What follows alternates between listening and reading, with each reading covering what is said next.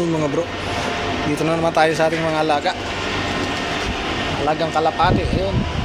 At time check 2:10 2:14 ng hapon dito sa ating mga alagang kalapati, yung mga tanim sa ating hydro tsaka aquaponics.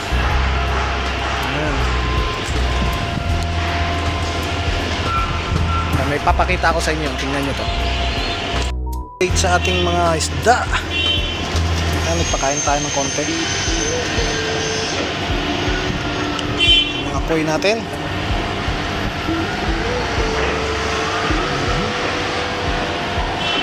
Ayan.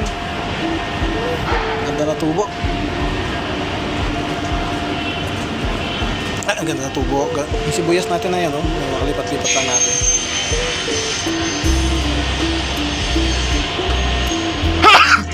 Excuse me po. Yan, nalipatan natin ang ating pinalitan natin ng media. Ayan, clay pebbles na nilagay natin. Second day nila ngayon. Hopefully gumanda na ang tubo ng ating mga tanim dito.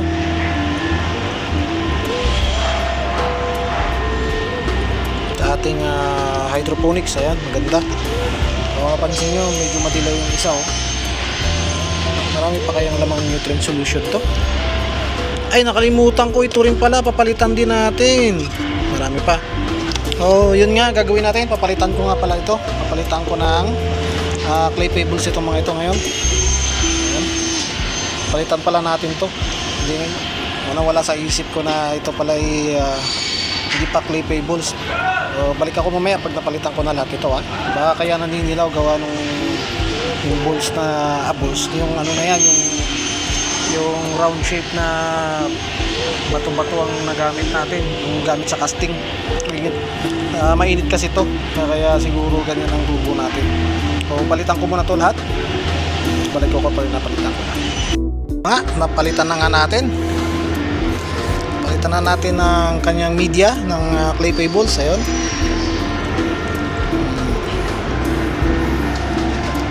And then ang ating sibuyas, yan, mga naninilaw na siguro sa init. Hopefully makarecover na sila kasi 2 days na nakakaraan. Ang Huwebes tayo bumili, ngayon ay Sabado. 2 days nang nakakaraan na tayo ay nakapagdagdag ng isda. Minalas nga lang yung isa, tumalon, ayun, naging tuyo dyan. Ganyan talaga. Obserbahan na lang natin ito kung magiging maganda ang tubo sa ating aquaponics. So yung tinanim nating papaya, pinaugat lang natin dito, lalo na to yung beans. Yan ang update sa ating mga pinagkakalibangan dito. Aquaponics, ang isda natin. Ayan. Mga tanim sa aquaponics at hydroponics naman natin. Ating mga nakatanim sa mga timba. Ang pataba ay galing sa ating mga dumi ng kalapate. Ayun, mga kalapate natin, naghahabulan. At yun na, yung isang bihag natin di na umalis. Hopefully tumubo na rin dito yung ating pinunlang papaya. Alright. Ayan, hanggang dito na lang muna ang ating video for today. Ingat na lang lahat. God bless us all. Bye. Bro, dito na naman tayo. So yan sila, nakabang na sa akin, mga gutom na. Nalipat ko lang yung ating video. Continuation natin to sa video natin noong nakaraan kasi maiksi lang pala. Ayan, nakita ko lang sa inyo. Yan sila, yung bihag, hindi na umalis. Maganda pala yung mukha nito, parang may pilik mata. Para siya may pilik mata, diba?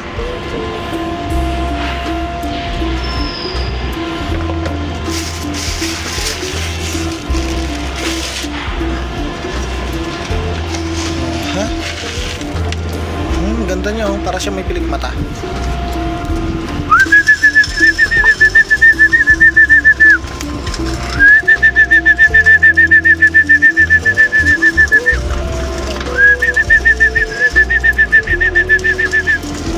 May ilap pa. May ilap pa siya, may ilap. Pero gutom na gutom, oh. Diba, ang ganda niya. Para siyang may pilik mata. Huwag natin siyang takmain. Hilap. Taga natin. Gutom na gutom.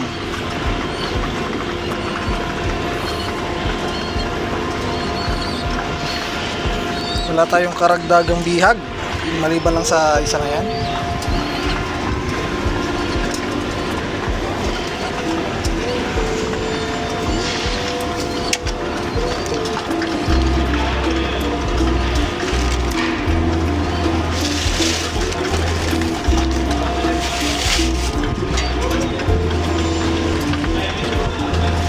Yung isda natin, pakainin din natin.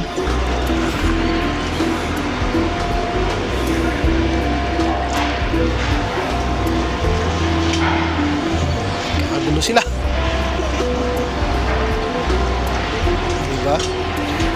Kahit patuka ng ating mga patuka ng ating mga ibon eh, kinakain din nila.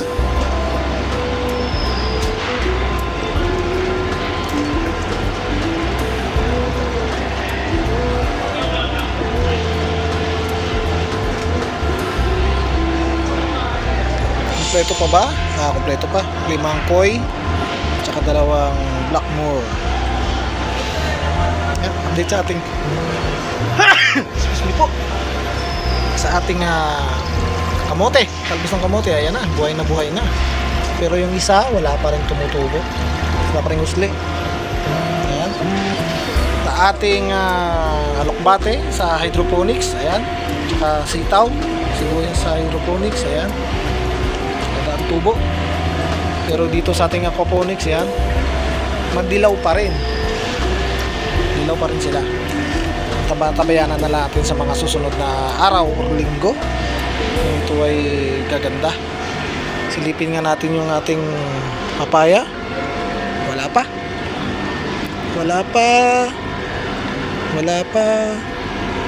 Ito sa beans, wala pa rin.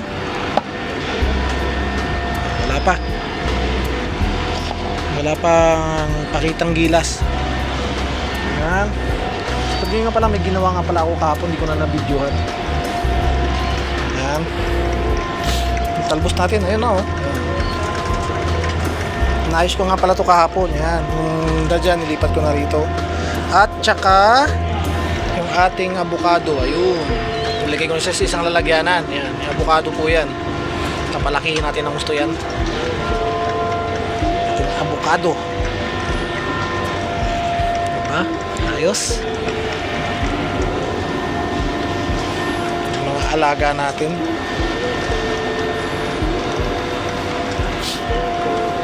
Pinapakawalan ko na sila kasi nga para masanay na rin silang manginain kung saan saan.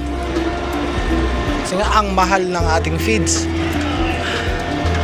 Yung 3 kilong feeds natin ay 5 kilong bigas na natin. Kaya pag may kubos-kubos na lang muna sila. Kaya kung magpakain ako sa kanila rito ay isang beses lang talaga sa isang araw. Lalo na ngayon yung feeds nila napakamahal.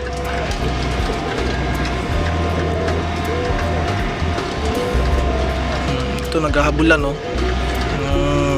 Pares natin na walang kabuhay-buhay. Pares bihag yan. Hindi pala, yung itim pala, hindi pala bihag yun.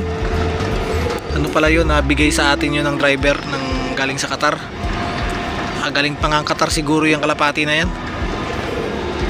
Tapos yung 2 blue bar na yan, yung ating bagong hindi, yung isa na lang may singsing na blue. Yan, yung kapatid niya isa. Anak ng ating bihag yan. Dito na lumaki yan.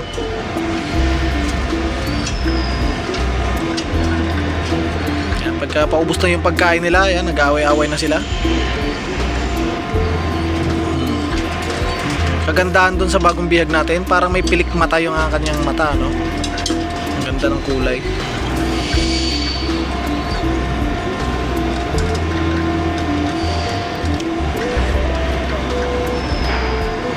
Ating fancy, ayan. Barakong barako.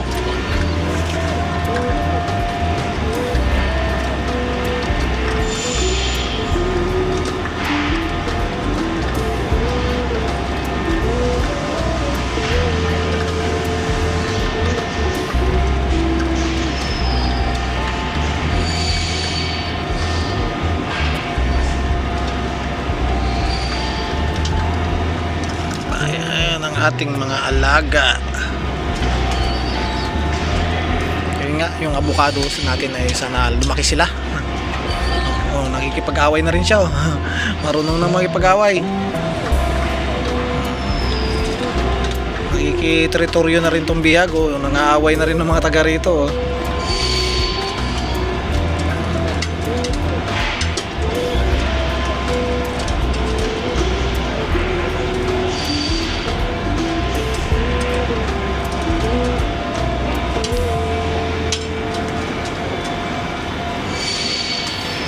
Mukhang gutom pa.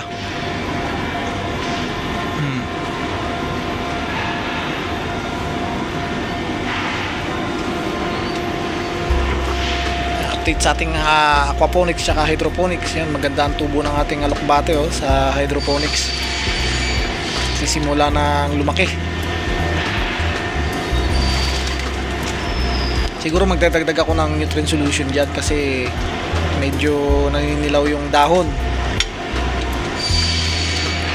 Dagdagan natin yung tig-isang cup para gumanda lalo ang kanyang tubo. Ano naman na yan, mahaba na yung mga roots niyan kaya abot na yan sa tubig. Yan.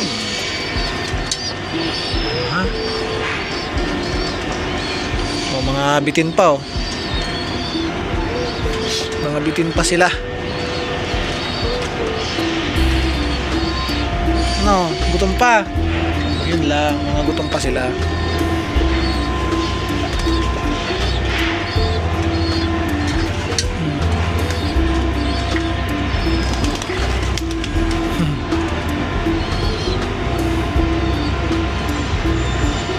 Tag-init na, nagsimula na rin ng tag-init. Sa umaga na lang malamig.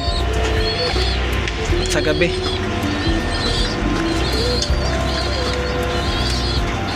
ating mga pichon doon, ayun, malaki na rin, malapit na rin makumpleto ang kanilang mga pakpak. Sa mga susunod na araw yan, sila na rin yan lalabas-labas dito. Daming kalapating dumadaan yun.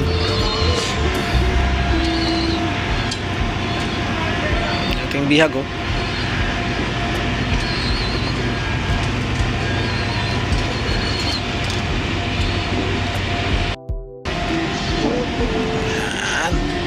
Yung isda naman natin ang papakainin natin. Well, tapos na natin pakainin yung mga to. Mga isda naman.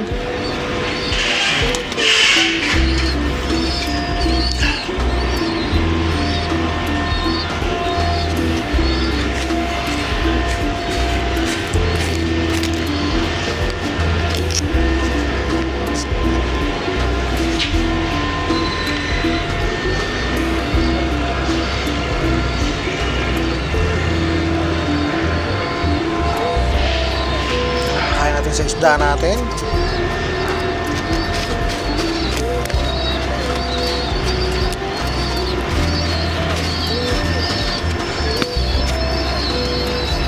Parang kung yung tubig, kumainit.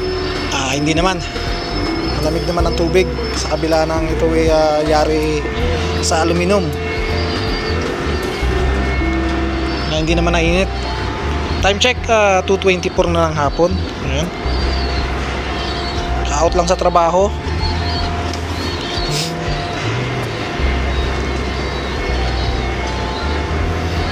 Yan ang mga alaga natin,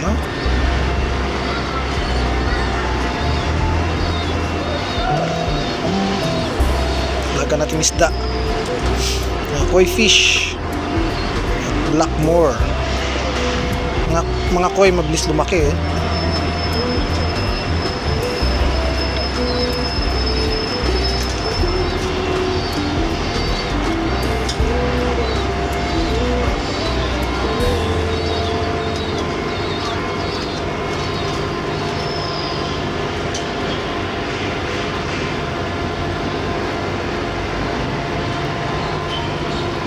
orange, ang bilis lumangoy eh.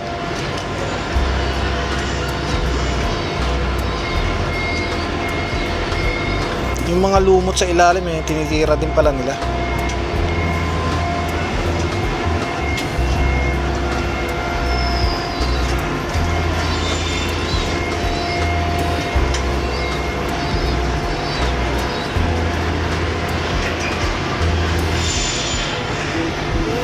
Yun, mong ating sitaw, mukhang kailangan ko ng lagyan ng balag. Sabitan para ito ay gumapang na. Isip tayo kung ano maganda. Siguro sa mga susunod na araw, kailangan ko na lagyan to ng ng profile dyan. Kahit hindi mo na malagyan ng screen, lalagyan lang natin siya ng gapangan.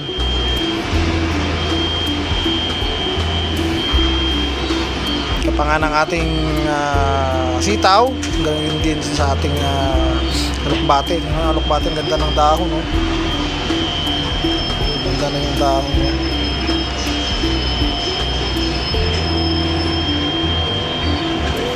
Ayun mga bro, hanggang dito na lang muna siguro ang ating video for today. Total 2 days na to na video na pinag-isa na lang natin. Hindi ko pala na-upload nung nakarang kahapon. Nakarang araw natin yung video. Nandito na lang muna. Ingat-ingat na lang ang lahat at God bless us all. Bye bye.